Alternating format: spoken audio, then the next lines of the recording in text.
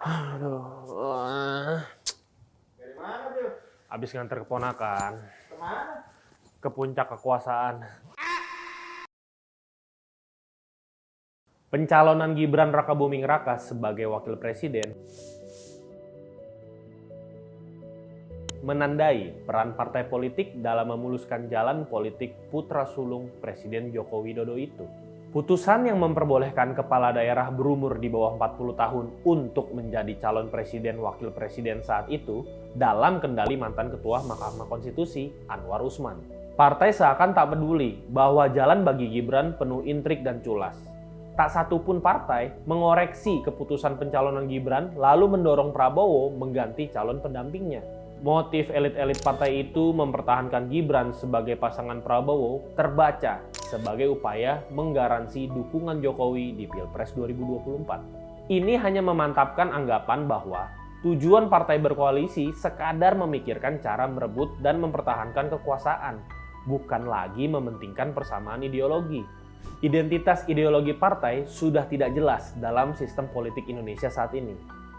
Berkabutnya identitas ideologi partai ini berakar pada kebijakan politik Orde Baru yang memaksakan asas tunggal Pancasila dan melarang pembentukan partai selain Golongan Karya, Partai Demokrasi Indonesia, dan Partai Persatuan Pembangunan. Reformasi 1998 yang menghadirkan iklim demokrasi memang membuat partai baru bermunculan, tapi partai-partai itu nggak ditopang oleh platform kerja dan ideologi yang jelas. Mereka membangun ketergantungan pada figur atau popularitas pendiri dan elitnya. Absennya ideologi yang semestinya diperjuangkan membuat partai politik cenderung oportunis dan transaksional sehingga menyuburkan praktik korupsi, kolusi, dan nepotisme.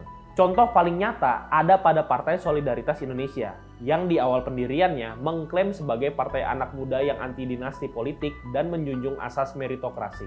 Tapi belakangan, klaim PSI itu terkesan hanya bualan. Partai ini nggak cuma membebek Jokowi dan partai lain dengan ikut mendukung pencalonan Gibran sebagai kandidat wakil presiden. PSI juga secara instan mengangkat adik Gibran, Kaesang Pangarep, sebagai ketua umum tanpa melalui kaderisasi yang berjenjang. Dua pemilihan presiden terakhir juga menjadi pertunjukan politik minus ideologi ketika yang seharusnya jadi oposisi malah...